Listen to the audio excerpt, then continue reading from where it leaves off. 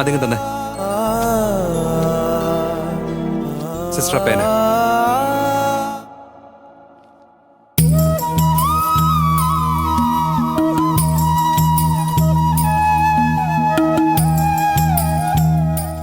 ഇത് ഫോളോ ചെയ്യും. ശരി അമ്മേ.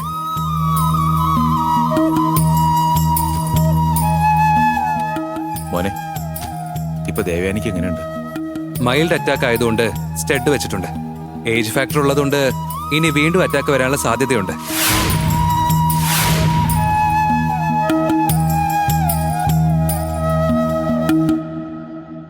വിക്രം, പേടിക്കാതിരിക്ക. ആന്റിക്ക് ഒന്നും സംഭവിക്കില്ല. അങ്ങനെയൊന്നും പറയാൻ പറ്റില്ല. ആന്റി കുറച്ച് മെന്റൽ റിലീഫ് ആവണം. ആന്റിക്ക് യാതൊരു വിധത്തിലുള്ള സ്ട്രെസ്സും ഉണ്ടാവാതെ നോക്കണം. ഇനിയും ആന്റിക്ക് ഇതുപോലെ വല്ല ഡിപ്രഷനും വന്നു കഴിഞ്ഞാൽ ഉറപ്പായിട്ടും മാസീവ് അറ്റാക്ക് വരാനുള്ള ചാൻസ് കൂടുതലാണ്.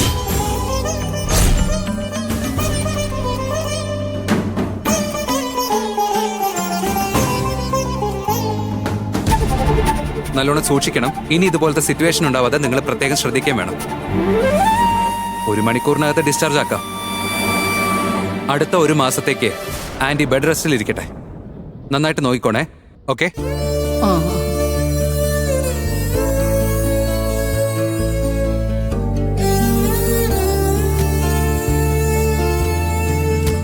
സർ, ഈ മെഡിസിൻ ഒന്ന് വാങ്ങിയിട്ട് വരണം.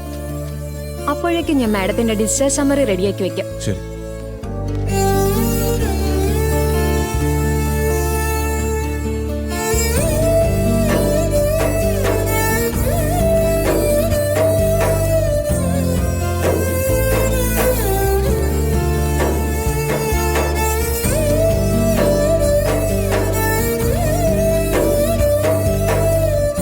വിക്രം,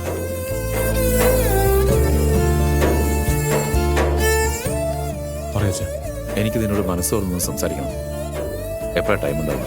എന്തിനാ ചാപ്പ എന്നോട് സമയമൊക്കെ ചോദിക്കുന്നത്? ഞാൻ നിങ്ങളുടെ മകനല്ലേ, എപ്പോ വേണമെങ്കിലും എന്നോട് സംസാരിക്കാലോ. വിക്രം,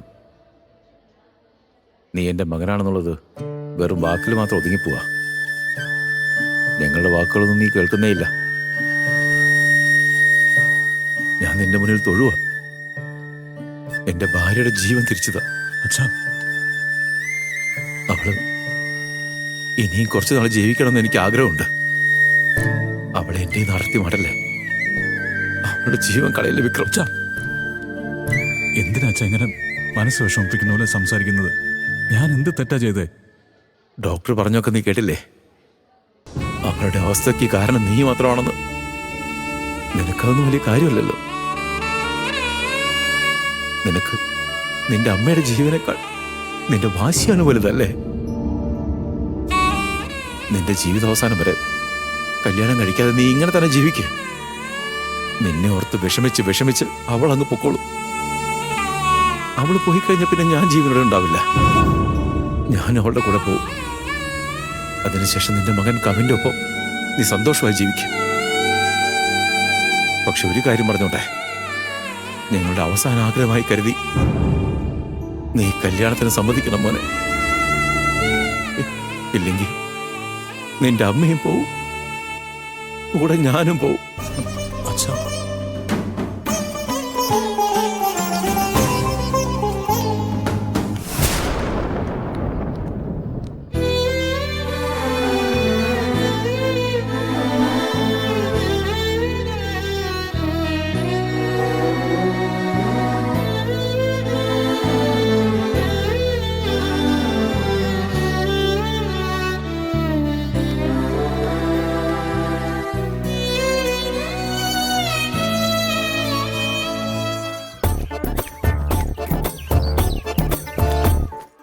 കവിൻ, എന്ത് പറ്റിടാ നിനക്ക്? എന്താന്നറിയില്ലേ? സാരമില്ല, പറഞ്ഞോ. ഇന്ന് എക്സാം അല്ലായിരുന്നോ? എഴുതി എഴുതി കൈ വേദനിക്കുന്നു. ഞാനും കണ്ടായിരുന്നു. ഒരുപാട് നീ എഴുതിയായിരുന്നല്ലോ. അല്ല, അത്രയ്ക്ക് നീ എന്താ എഴുതിയത്? ശ്രീരാമസ്തുതി എഴുതി. എന്താ പറഞ്ഞേ? അതൊന്നുമില്ല. ഭഗവാനെയൊക്കെ മനസ്സിൽ നല്ലോണം പ്രാർത്ഥിച്ചിട്ട് പഠിച്ചല്ലേ എഴുതി വെച്ചടാ. നീ പഠിച്ചെന്നോ? നിലയെ തോപ്പിക്കാൻ വേണ്ടിയല്ലടാ ഞാൻ പഠിച്ചേ. അപ്പോ നിനക്ക് നല്ല മാർക്ക് കിട്ടുമെന്നാ എനിക്ക് തോന്നുന്നേ. അതൊക്കെ നമുക്ക് നാളെ കാണാടാ. നിന്റെ കൈ ഇങ്ങ് നീട്ട്. കയ്യിൽ തുപ്പൽ പറ്റിക്കാടാ. തോറ്റു. എടാ അവൾ അങ്ങോട്ട് പോവാ. അവൾ തോറ്റ് തുന്നമ്പാടി പോണെന്ന് പറയടാ. റിസൾട്ട് വരട്ടെ, വെയിറ്റ് ചെയ്യാം. എനിക്ക് സംശയമുണ്ടടാ, നിന്നെ പോലെ അവളും നന്നായിട്ട് എഴുതിയിട്ടുണ്ടാവടാ. അവൾ എങ്ങനെ എഴുതിയെന്ന് നമുക്ക് ചോദിച്ചു നോക്കിയാലോ? ശരി, വിളിച്ചു ചോദിക്ക്. മൂണേ, ഡേയ് മലയാളത്തെ വിളിയടാ. എടി നിലാവേ, ഇങ്ങോട്ട് വാ. എടി വാ.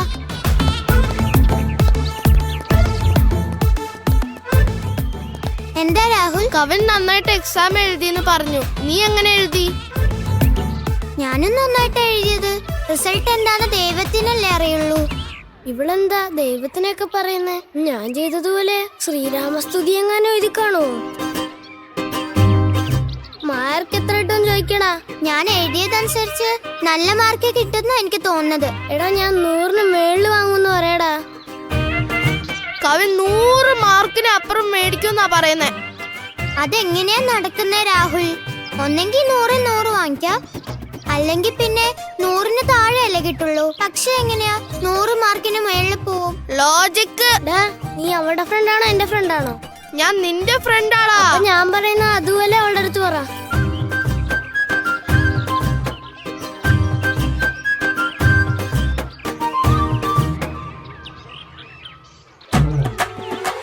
കവിന്റെ അച്ഛൻ ഒരു ചാലഞ്ച് ചെയ്തിട്ടുണ്ട്.